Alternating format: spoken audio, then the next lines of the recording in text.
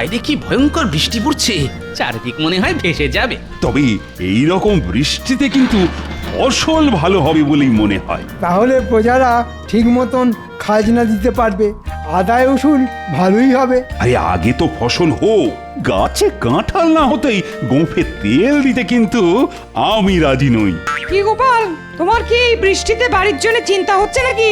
আগে না পণ্ডিত মশাই, আমার গিন্নি বরং আমার জন্য চিন্তা করছে। বাহ বাহ বাহ, এই তো চাই। আমার গিন্নি এটাই চিন্তা করছে যে বাজার হবে কি করে। আমার ফিরতি পথে বাজার হয়ে ঘরে ফেরার কথা তো। নাতি নাতনিরা চিন্তা করছে ছিপ নিয়ে মাছ ধরবে কিনা।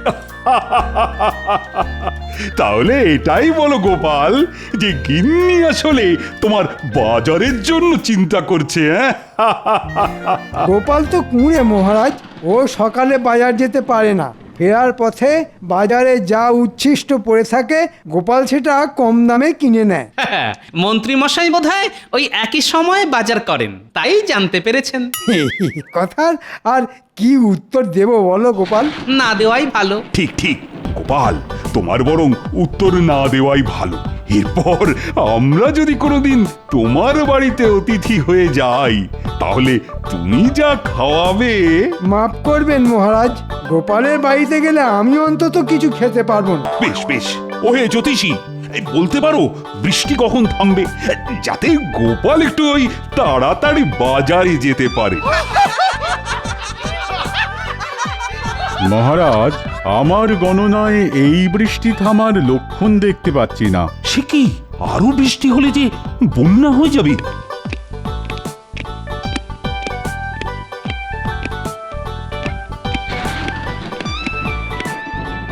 মহারাজের জয় হোক। একজন জাদুকর এসেছেন ভিন্ন দেশ থেকে। জাদুকর এই অসময়? হ্যাঁ, ঠিক আছে, পাঠিয়ে দাও পাঠিয়ে দাও।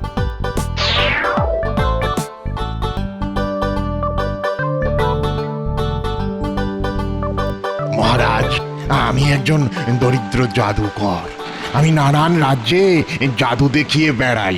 বেশ বেশ, আপনি যদি অনুগ্রহ করেন তবে কৃষ্ণনগরে কিছুদিন থাকতে চাই। তা তুমি যে জাদুকর তার প্রমাণ দাও, মানে তোমার জাদুর কিছু নমুনা দেখাও। মহারাজ, আমি ইতিমধ্যেই আমার জাদুর একটি নমুনা দেখিয়েছি। সেটি কিরকম? এই দেখুন, বাইরে মুষলধারায় বৃষ্টি পড়ছে আর আমি এক ফোঁটা ভিজে যাইনি। এই সম্পূর্ণ শুকনো। বাহ বাহ, তুমি কোনো কিছুর তলা দাঁড়িয়ে থাকতেই পারো। তুমি কি বলছো যে তুমি পথ দিয়ে হেঁটে এসেছো আর বৃষ্টির জল তোমার গায়ে পড়েনি? অনেকটা সেরকমই। বেশ বেশ বেশ, তা তোমার আরো কিছু নমুনা দেখাও জাদুকর। এবারে ভেলকি দেখাই। হ্যাঁ, লাগ লাগ লাগ লাগ লাগ লাগ লাগ লাগ লাগ ভেলকি লাগ।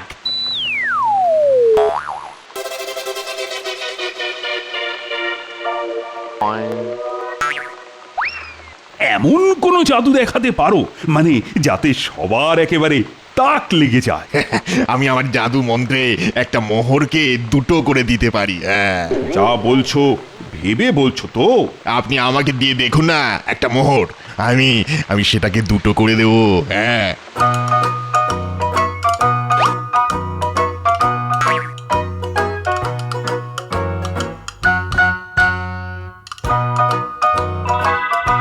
চমৎকার তোমার জাদু। তুমি কি সুন্দর একটা মোহরকে দুটো বানিয়ে দিলে। অসাধারণ, ধন্য ধন্য তুমি। আমি তোমাকে প্রস্তাব দিচ্ছি, তুমি আমার অতিথি নিবাসে কয়েকদিন থেকে আমার আতিথেয়তা গ্রহণ করো। আমাকে জাদুকরের থেকে এই মন্ত্র শিখতেই হবে, তাহলেই আমি আমার সমস্ত মোহর দ্বিগুণ করে ফেলবো। আচ্ছা জাদুকর, তাহলে তোমার মন্ত্র দিয়ে আমার রাজকোষের সব মোহর দ্বিগুণ করে ফেলা যাবে? ক্ষমা করবেন মহারাজ, গুরুদেবের আদেশে আমি মাত্র 50টি মুদ্রাই দ্বিগুণ করতে পারবো, তার বেশি নয়। আর কাউকে আমি এই মন্ত্র শেখাতেও পারবো না। তাহলে আমার জাদু শক্তি লোপ পেয়ে যাবে। ঠিক আছে ঠিক আছে, তুমি এখন আমাদের অতিথিশালায় বিশ্রাম নাও, আমাদের পরে আবার দেখা হবে। মহারাজ, আপনি কোনো চিন্তা করবেন না, জাদুকরের অতিথিশালায় থাকবার সমস্ত ব্যবস্থা আমি করছি। অতিথি আমাদের কাছে ভগবান, ওনার দেখাশোনা আমি নিজে করতে চাই। বেশ মন্ত্রী বেশ, দেখো যেন ওনার কোনো অসুবিধে না হয়। মন্ত্রী আগ বাড়িয়ে এত দায়িত্ব নিতে গেল কেন? না, আমার কিরকম যেন সন্দেহ লাগছে। মহারাজ, বৃষ্টি কমে গেছে, আমি এবার বাজারে যাই। হ্যাঁ হ্যাঁ হ্যাঁ, যাও গোপাল যাও, আজকের মতো সভা এখানেই মুলতুবি হলো।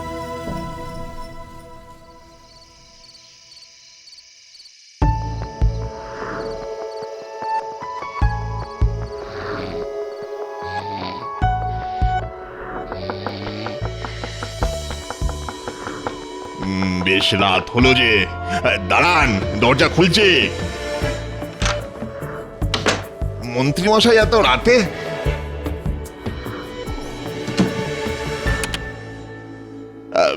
কি দৌড় বন্ধ করলেন কেন? তোমার মোহর দ্বিগুণ করার মন্ত্রটা শিখিয়ে দিতে হবে। মাফ করবেন, ও আমি পারবো না। পারবো না বললে তো হবে না বাবু, তোমাকে বলতেই হবে। বদলে তুমি যা চাও তাই পাবে। মোহর, ধন সম্পত্তি, কি চাও? আমি আপনার মতো লোভী লোক নই মন্ত্রী মশাই। আমি দরিদ্র জাদুকর। কি বললে? আমি লোভী? আর তুমি কিসের লোভে এখানে এসে বসে আছো? আমি যা বুঝি না ভেবেছো? ভালো চাও তো আমাকে ওই মন্ত্র শিখিয়ে দাও, না হলে অন্য উপায় আমার জানা আছে। দেখুন, আপনার উপায় কি জানা আছে আমি জানি না, কিন্তু আমার পক্ষে সম্ভব নয়। তোমাকে আমি ঠিক সময় দেখে নেব। কাজটা কিন্তু ভালো করলে না, নিজের পায়ে নিজেই কুড়ুল মারলে।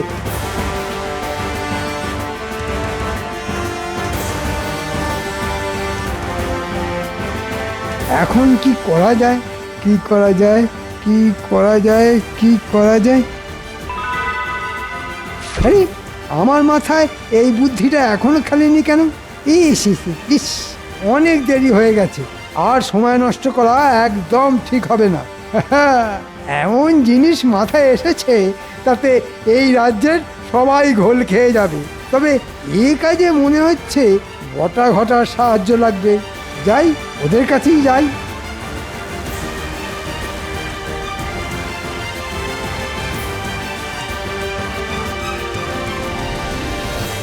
বলে ফেলুন মন্ত্রী মশাই, কি কাজ? একটা বড় দাও মারার সুযোগ এসেছে। আপনি তো বলেন প্রতিবার, কিন্তু আমরা তো ফেঁসে যাই। ফেঁসে যাস তোদের নিজের দোষে। এবারে কাজটা ঠিকঠাক করতে পারলে তোরা প্রচুর মোহর পাবি। ঠিক আছে, বলে ফেলুন কি করতে হবে। চুপ চুপ, দেয়ালেরও কান আছে, তাই আমি তোদের কানে কানে বলে দিচ্ছি কি করতে হবে।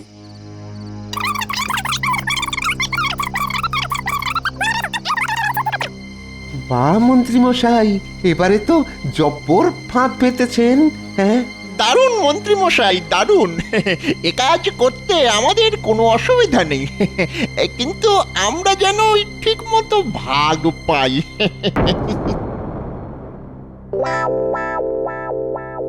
কি গোপাল, কাল কেমন বাজার করলে? কি আর বলবো মহারাজ, বাজারে কিছুই পেলাম না। আমার নাতনি পুঁটি ওই ছিপ ফেলে কতগুলি পুঁটি মাছ ধরেছে, ওই তাই দিয়েই রাতের রান্না হলো।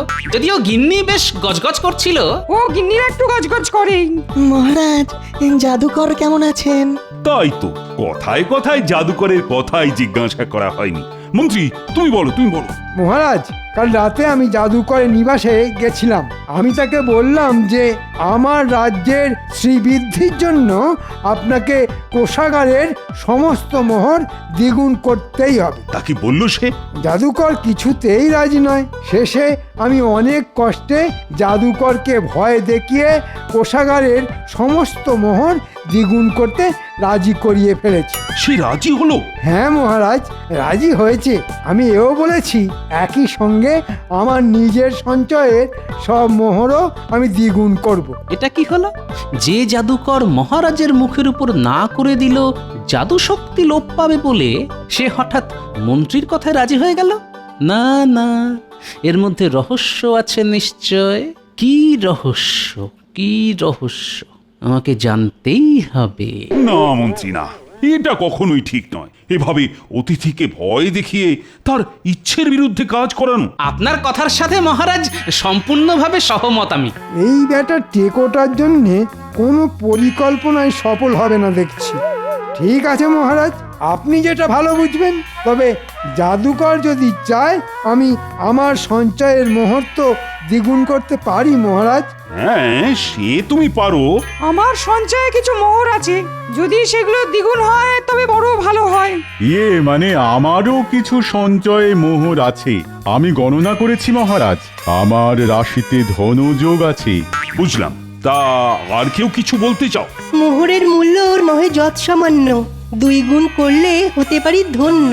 মহারাজ যদি দিয়ে দেন অনুমতি, সাথে যদি থাকে জাদুকরের সুমতি। বেশ বেশ, তা কি মন্ত্রী? এ তো দেখি মেঘ না চাইতেই জল। হ্যাঁ, ঠিক আছে, কাল নিয়ে আসুন, দেখছি কি করতে পারি। সবটাই তো জাদুকরের খেয়াল, আমি তো নিমিত্ত মাত্র।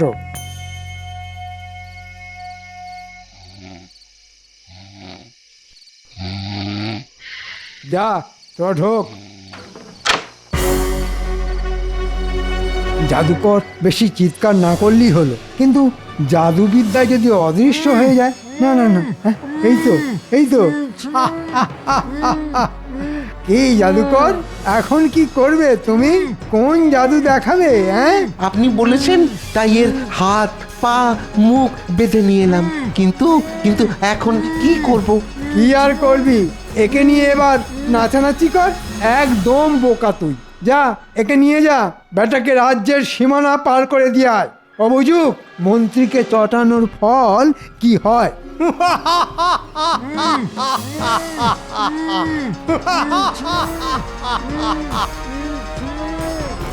এবার শুরু করব আমি আমার খেলা।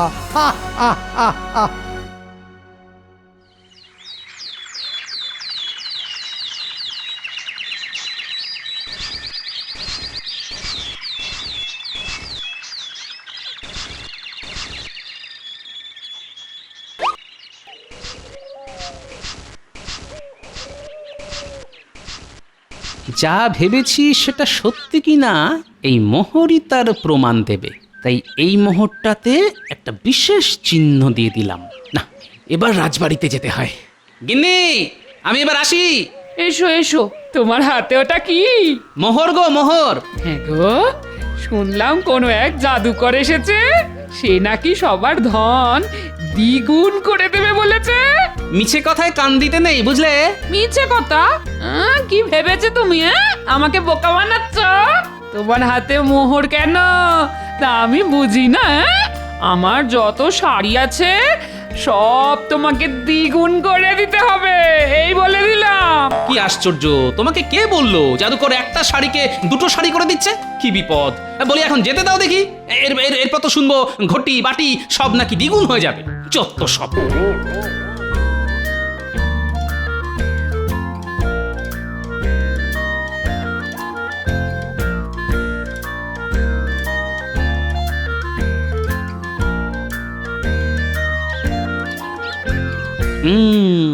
এদের দিয়েই আমার কাজ হবে। এই পুঁটি, নাপলা, গুলটে, চাপা। কি গো দাদু, আমাদের জন্য কি নাড়ু এনেছ? আরে না না, সব সময় খালি খাই খাই। দাদু বলো শিগগির, আমরা এখন খেলাতে খুব ব্যস্ত। সেটা দেখতেই পাচ্ছি। শোন, তোদের একটা কাজ করতে হবে। এই কাজটা ভালোভাবে করলে তোরা যা চাইবি তাই খাওয়াবো। কিন্তু কাজটা কি দাদু? শোন শোন, এটা খুব মজার একটা কাজ। আমি তোদের কানে কানে বলবো, কেউ জানতে না পারে। কি সবাই দেখছি তাদের সঞ্চয় থলি করে হাজির হয়েছে দ্বিগুণ করে নেবার জন্যে। এর মধ্যে আপনারা আপনাদের পুঁটলি রাখুন, আমি নিয়ে যাব। সবার মোহর দ্বিগুণ করে ফিরে আসছি। গোপাল, তা তুমি কিছু দ্বিগুণ করবে না? হ্যাঁ, এনেছি মহারাজ। সবাই যখন করছে তখন এক যাত্রায় আর পৃথক ফল হবে কেন বলুন? বাহ বাহ, বেশ বেশ। গোপালও দেখছি আমার ফাঁদে পা দিল। কিন্তু কিন্তু গোপাল, তোমার থলি কোথায়? আমার থলির যে দরকার নেই, কারণ আমার কাছে এই একটি মোহর আছে। গোপালের কাছে মাত্র একটি মোহর? কি ব্যাপার গোপাল? আগে আমার গিন্নির আবদার মেটাতে সবই খরচা হয়ে যায় মহারাজ। সম্বল ওই একটি মোহর। ঠিক আছে গোপাল, দাও দাও দাও, ওই একটি মোহরই দাও।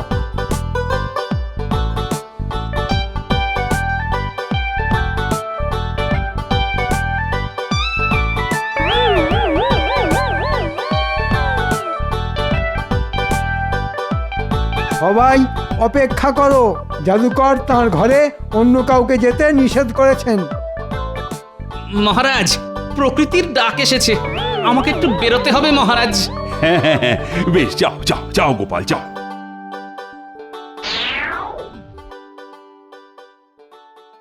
এ কি, কেউ দেখছি নেই? জাদুকরই বা কোথায় গেল? মন্ত্রীকেও দেখছি না। যা ধরেছি মনে হয় তাই। আমাদের মোহর সব দ্বিগুণ হচ্ছে। আমি অবশ্য এতে বিজ্ঞানের কোনো ব্যাখ্যা খুঁজে পাইনি, কিন্তু তাও সঞ্চয়ের মোহর দিলাম। দ্বিগুণ হলে ক্ষতি কি? কিন্তু মহারাজ, মন্ত্রীমশাই তো বহুক্ষণ গেছেন, এত সময় তো লাগার কথা নয়। সবকিছু নিয়ে পালিয়ে গেল নাকি? ওরে বাবা, আমি যে সব দিয়ে দিলাম, এখন কি করি? গোপালের মাত্র একটা মোহর, আর সবার এত মোহর, তাই মনে হয় গোপালের মাথা কিছুটা বিগড়ে গেছে। ওই দেখি দেখি আমার পুটলি।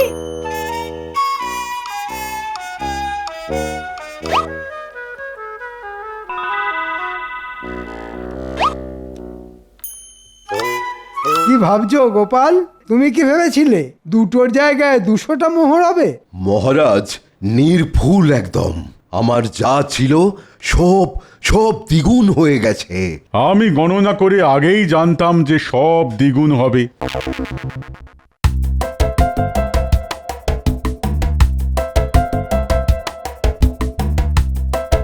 আমি যে চিহ্ন দেওয়া মোহর দিয়েছিলাম সেটা আসেনি, তার মানে আসলটা গায়েব। শ্যাকরা বলল এগুলো নকল মোহর, তার মানে আর সংশয় নেই। যা করার এবার আমাকেই করতে হবে। দাদু, তোমার কথা মতো মন্ত্রীমশাইকে আড়াল থেকে পিছু নিয়েছিলাম। সে কি রে, মন্ত্রী রাজসভা থেকে অতিথিশালায় না গিয়ে মোহর নিয়ে সোজা বাড়ি? হ্যাঁ, তারপর খালি হাতে জঙ্গলের মধ্যে পুরো বাড়ি। দাদু, তারপর আমরা দেখলাম মন্ত্রীমশাই ওই পোড়া বাড়ির ভিতর থেকে একটা মোহর ভর্তি বাক্স নিয়ে বেরিয়ে এলো। বেরিয়ে যাওয়ার আগে বটা বটাকে বলছিলেন তিনি নাকি অনেক রাজ্যবাসীকে ঠকিয়েছেন, এরপর নাকি আরো ঠকাবেন। দাদু, ওই ঘরে বেশ অনেক কটা মোহরের ঘোড়া ছিল গো, আমরা তো দেখেই হাঁ হয়ে গেছি। বেশ বেশ, আচ্ছা তোরা এই পোড়ো বাড়িটা চিনতে পারবি তো? হ্যাঁ দাদু। ঠিক আছে, কাল রাতে তোরা আমার সঙ্গে যাবি।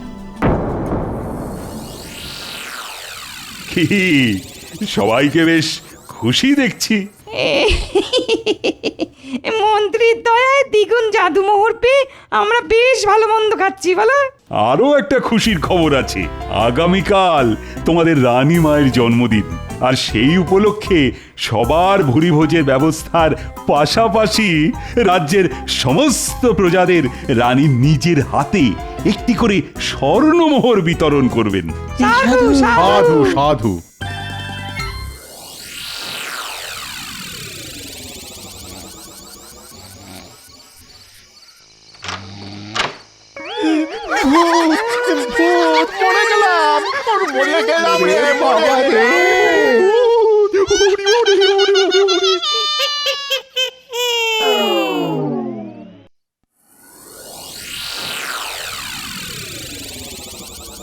ইস, এই মোহর যদি আমায় দিত তবে দ্বিগুণ করার নামে পুরোটাই হাতিয়ে নেওয়া যেত।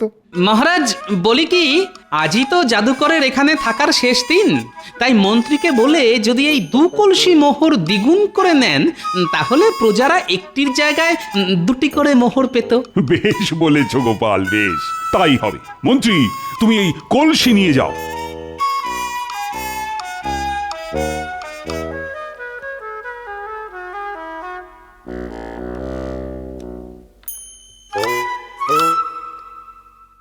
মহারাজ, বাইরে বেশ কিছু গ্রামবাসী জড়ো হয়েছে।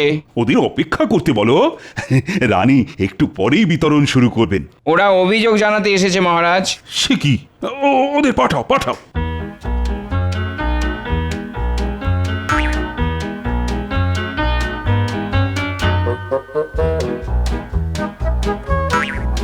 মহারাজ, আমাদের মোহর কেউ নিতে চাইছে না, বলছে নকল মোহর।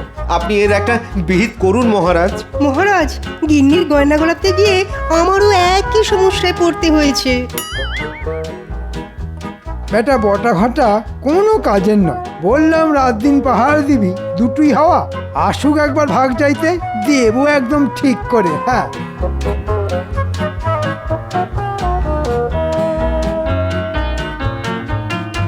এসব কি শুনছি মন্ত্রী? রাজ্যের সব মোহর নাকি নকল? যা ফেসে গেলাম নাকি? আপনি কিছু ভাববেন না, আমি আছি তো, সব ঠিক করে দেব। আপনি বরং রানীমাকে ডাকুন। ঠিকই তো জাদুকরের সঙ্গে থেকে মন্ত্রী মশাইও বোধহয় জাদুবিদ্যা শিখেছেন। তুমি এসব কি বুঝবে গোপাল? এ হলো জাদুর মায়াজাল।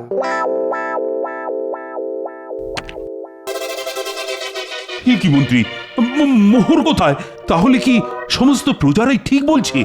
কি তবে ওই জাদুকরের মায়াজাল?